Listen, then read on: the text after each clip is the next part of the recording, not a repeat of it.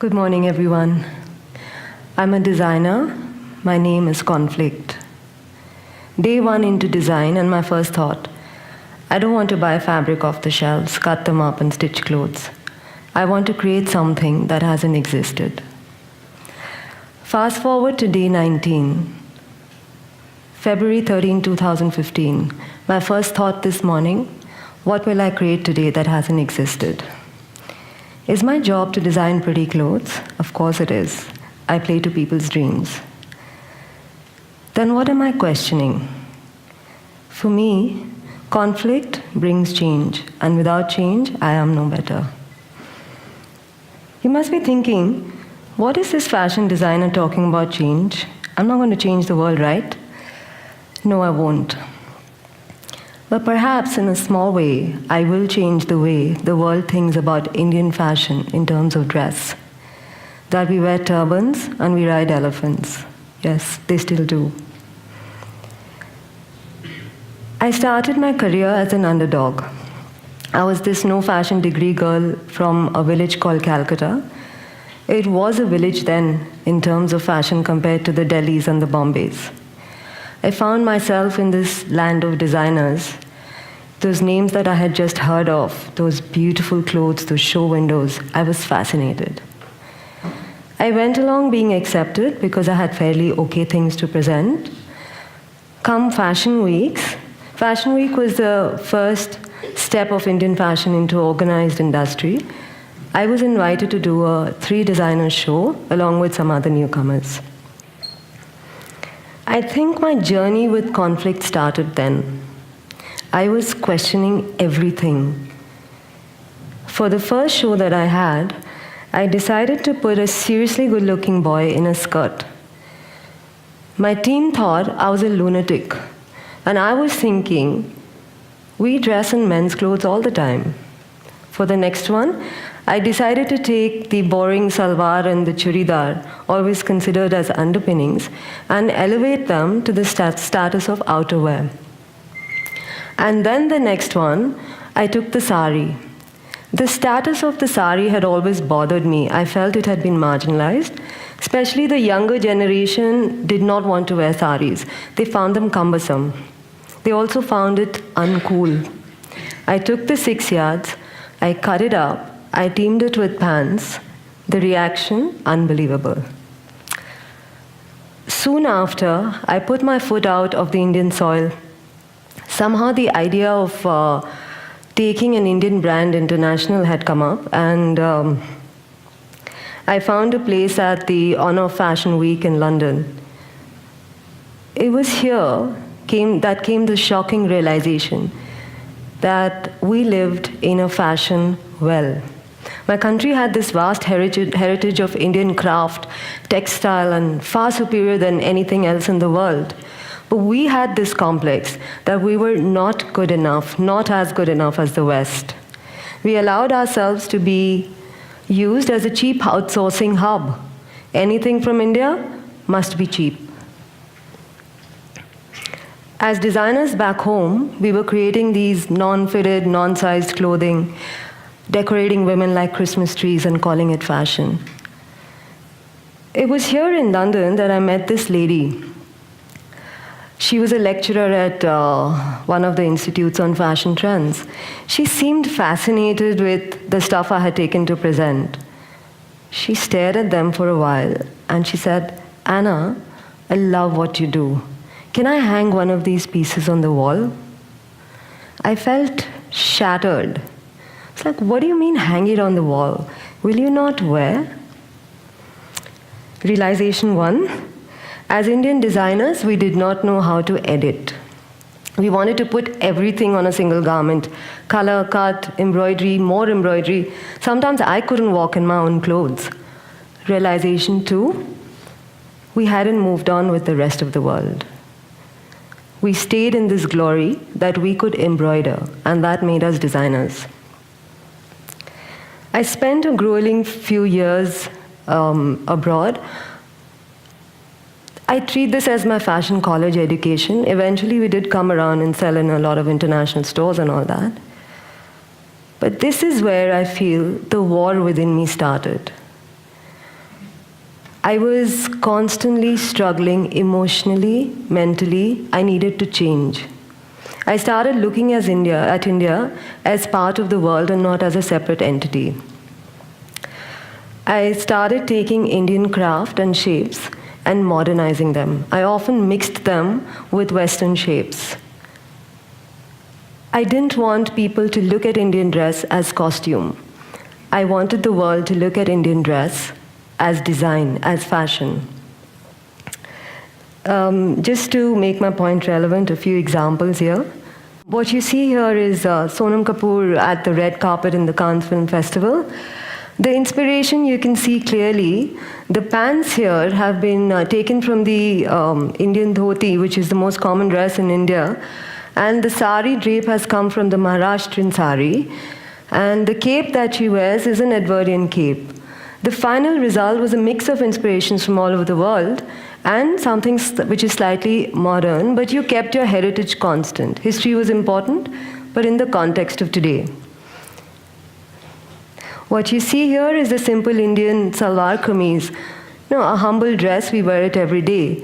We decided to make it a little bit more modern. We took influence from sportswear, and suddenly I found people asking for it everywhere else and not just here. I had started blurring boundaries.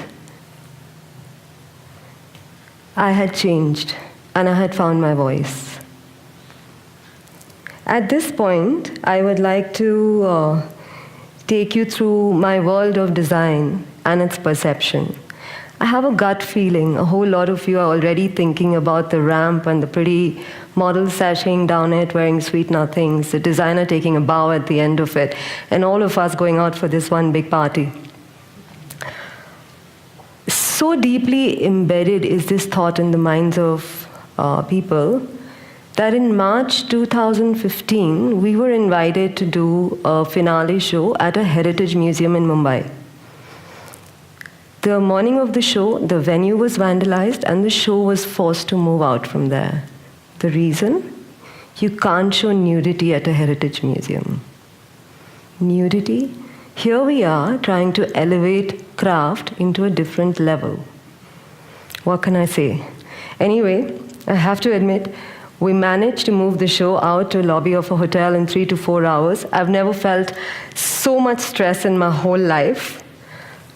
The biggest stress, where do all those celebrities sit? Anyway,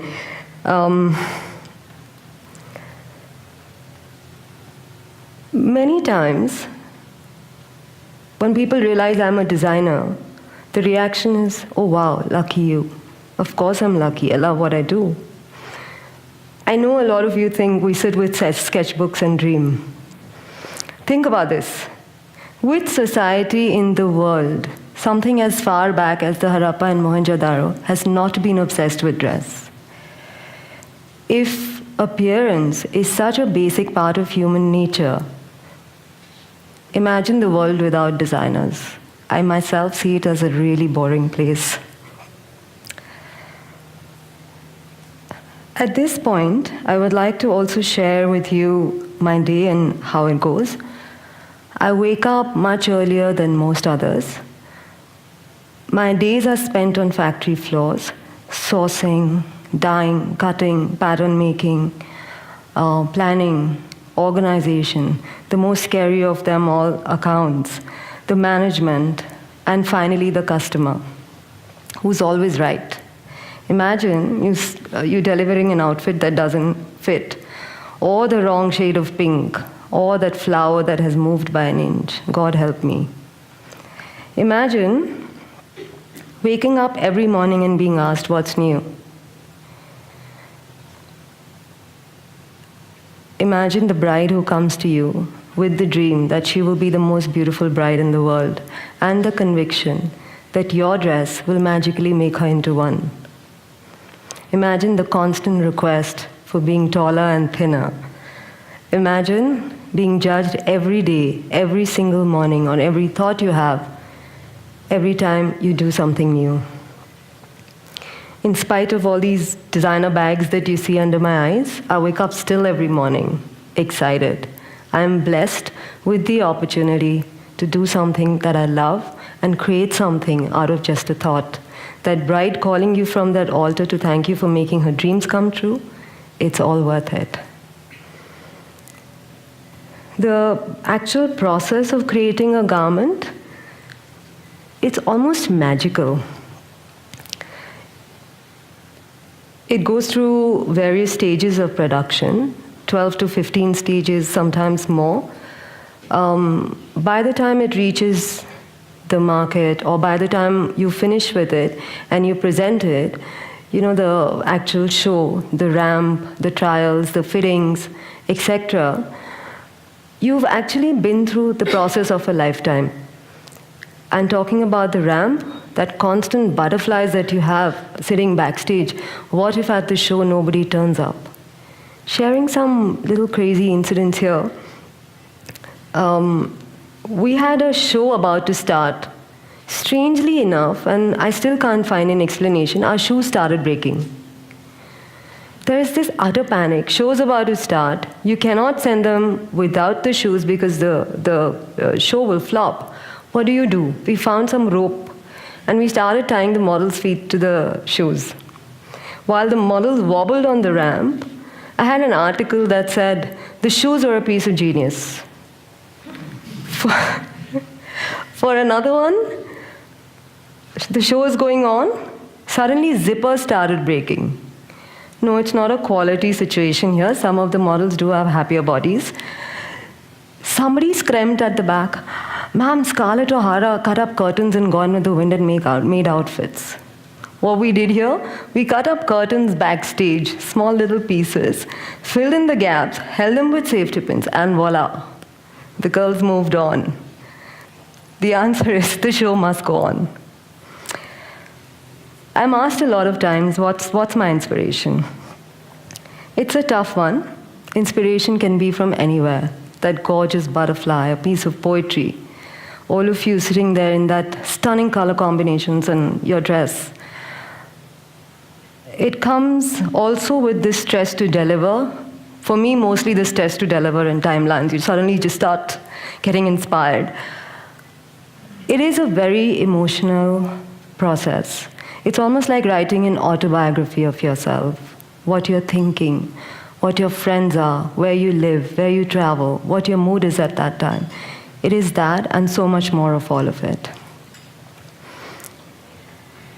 There is another strange perception of fashion. When people realize that I'm into this designer wear and all of that, oh, it's not for me. It's too expensive. Is all fashion expensive? What I'm trying to say here is the difference between following fashion and finding personal style. For me, the auto wala is as stylish with his collar upturned and that little scarf around him, his sleeves folded, as someone in that black Chanel dress and high-heel shoes. The difference is between buying expensive fashion and personal style.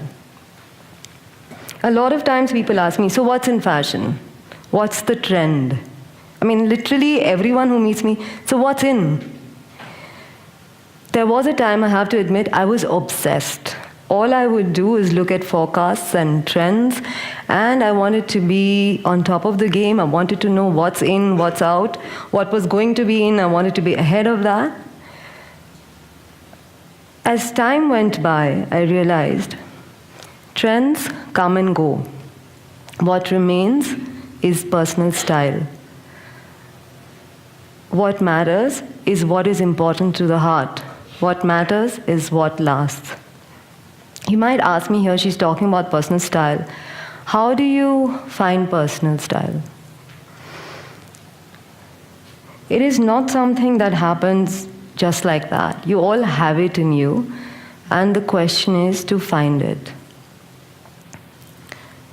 I'm also not undermining the importance of trends. It is important to know or to follow. You accept what trend works for you and what doesn't. What I'm trying to say here, actually think about this. How many of you have gone out feeling like $1 million one day?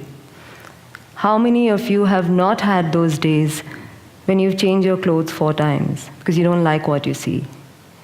Where you find your personal style is the space where you're most comfortable in. If you accept what is being told to you as fashion without questioning it, without critiquing it, and accepting it just as it is, then your personality is a question mark. What I'm trying to say here, that style is here. Trust it. Following trends is fine. Just giving you an example here, my mother's going to kill me if I do this, but I will. Imagine the trend hippie. She's an elegant, understated lady. And I'm visualizing her following this trend hippie. It cracks me up. It is not her. It makes her into who she's not. It's almost funny. I find that most discomforting. This style is not going to develop overnight. You have to find it. You have to trust yourself. Finally, when you do, you will realize, even if you're wearing the plainest of things, and if you're true to who you are, it won't matter. What you're feeling within is what is going to shine through. On this note, I'm going to leave you with a quote from Harry Winston, which is my favorite. People will stare. Make it worth their while. Thank you.